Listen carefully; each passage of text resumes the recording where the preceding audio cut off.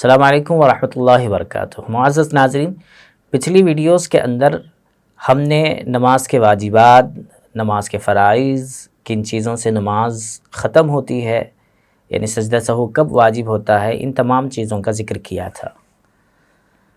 آج ہم ذکر کر رہے ہیں نماز کے اندر سنتیں کتنی ہیں، اور نماز کے قیام کی حالت میں کتنی سنتیں ہیں، رکوع کی حالت میں کتنی سنتیں ہیں، سجدے کی حالت میں کتنی سنتیں ہیں، اور سنتوں کے ساتھ نماز پڑھنے کی برکات کیا ہے۔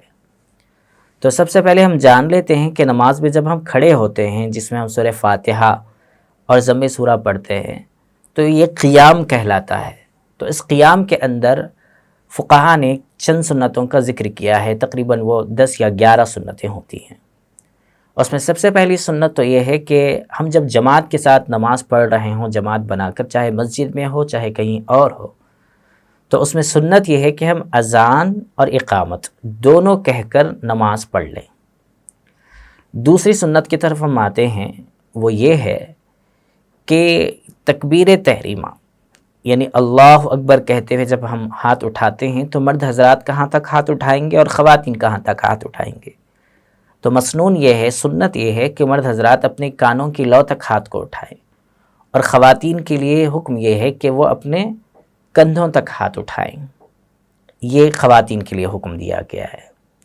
اسی سے جڑی ہوئی اور ایک سنت یہ ہے کہ جب ہم ہاتھ اٹھا رہے ہوں تو اس میں ہمارے یہاں ہم دیکھتے ہیں بعض مرتبہ کہ لوگ جو ہے اس طرح بالکل ہتھیلیاں پیچھے کر دیتے ہیں، یا بالکل کان کو اس طرح لگا لیتے ہیں، پتہ نہیں عجیب عجیب حرکتیں ہمارے جو ہے تکبیر تحریمہ کے وقت ہم دیکھنے میں آتی ہیں۔ اس کا طریقہ یہ ہے کہ بالکل یہ انگلیاں، دونوں ہاتھ کی انگلیاں اسٹریٹ ہم رکھیں، قبلے کی سمت ہم رکھیں، اور انگلیوں کے اندر بھی بالکل ایسا ٹائٹ نہ کر دیں اور بالکل ایسا زبردستی اور قصداً جان بوجھ کر ایسا کھول کے نہ رکھیں، بلکہ اپنی حالت پر رکھ دیں۔ یہ اس کا صحیح طریقہ ہے۔ تو یہ تیسری سنت ہوئی جس کو ہمیں یاد رکھنا چاہیے تکبیر تحریمہ کے وقت میں۔ اسی کے ساتھ ساتھ جب امام صاحب نماز پڑھا رہے ہوں، جماعت کے ساتھ نماز چل رہی ہو، تو امام صاحب کے لیے سنت یہ ہے کہ وہ جو تکبیر کہیں تکبیر تحریمہ وہ آواز سے کہیں، اور جو تکبیرات انتقالیہ جسے کہتے ہیں، یعنی ایک حالت سے دوسری حالت میں جانے کے لیے جو تکبیر کہی جاتی ہے، ایک حالت سے دوسری حالت میں منتقل ہونے کے لیے۔ مثال کے طور پر ہم قیام کر رہے تھے، یعنی ہم نے سورہ فاتحہ اور ضم سورہ پڑھ لی، اب ہمیں رکوع میں جانا ہے، تو رکوع میں جاتے وقت میں جو تکبیر کہی جائے گی وہ آواز سے کہی جائے گی، اسے کہتے ہیں تکبیرات انتقالیہ۔ ایسے جب ہم رکوع سے اٹھیں گے تو سمیع اللہ لمن حمیدہ زور سے کہیں گے، آواز سے کہیں گے۔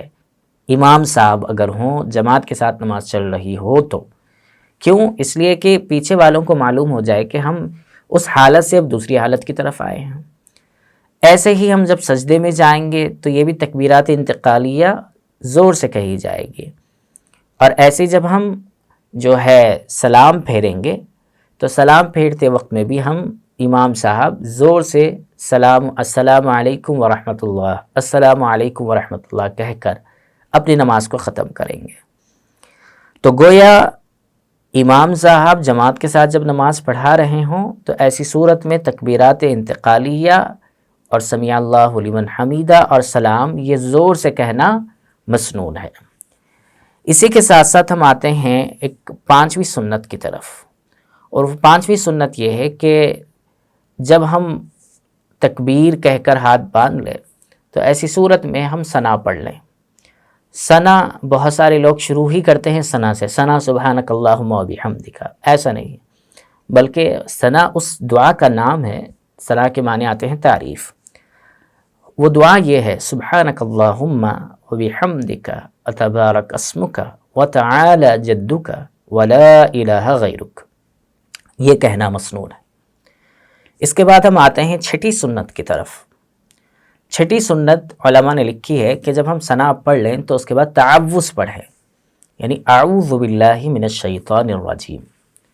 اعوذ باللہ من الشیطان الرجیم پڑھنا بھی نماز کے اندر ثنا کے بعد میں یہ مسنون ہے، کیونکہ بندہ جب نماز کے لیے کھڑا ہوتا ہے تو سب سے پہلے وہ شیطان سے اپنے آپ کو محفوظ رکھے اور اللہ کی پناہ چاہیں شیطان سے اپنے آپ کو محفوظ کرنے کے لیے۔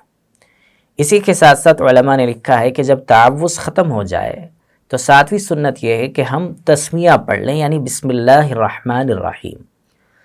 جب ہم نے نماز شروع کی تھی تو ثنا پڑھ لی، اور ثنا کے بعد میں تعوذ یعنی اعوذ باللہ من الشیطان الرجیم، اور تعوذ کے بعد تسمیہ یعنی بسم اللہ الرحمن الرحیم پڑھ لیا۔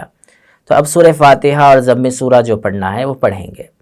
سورہ فاتحہ اور ضم سورہ کے درمیان بھی علماء نے لکھا ہے کہ بسم اللہ الرحمن الرحیم پڑھ لینا چاہیے، اور ایسے ہی ہر نماز میں سورہ فاتحہ اور ضم سورہ کے درمیان میں اگر ضم سورہ پڑھنی ہے اس رکعت کے اندر تو بسم اللہ الرحمن الرحیم پڑھ لینا، یہ مسنون لکھا گیا ہے۔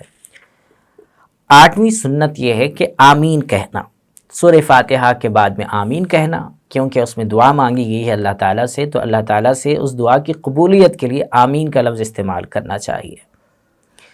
اور اسی طریقے سے 9ویں سنت یہ ہے کہ ثنا ہو، تعوذ ہو، تسمیہ ہو یا آمین ہو، یہ مستقل ایک سنت ہے کہ اس کو آہستہ کہیں گے، آہستہ پڑھیں گے، اس کو زور سے نہیں پڑھیں گے، کیونکہ یہ سب چیزیں ذکر ہیں اور ذکر کو آہستہ کرنا چاہیے نماز کے اندر، اور یہ مسنون لکھا گیا ہے۔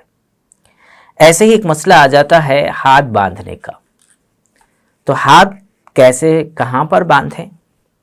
تو ہاتھ باندھنے کے سلسلے میں پہلی بات تو یہ ہے کہ بائیں ہاتھ پر دایاں ہاتھ رکھ کر باندھیں گے اس طرح، اور اس میں مرد حضرات ناف کے نیچے باندھیں گے اور خواتین اپنے سینے پر باندھیں گی۔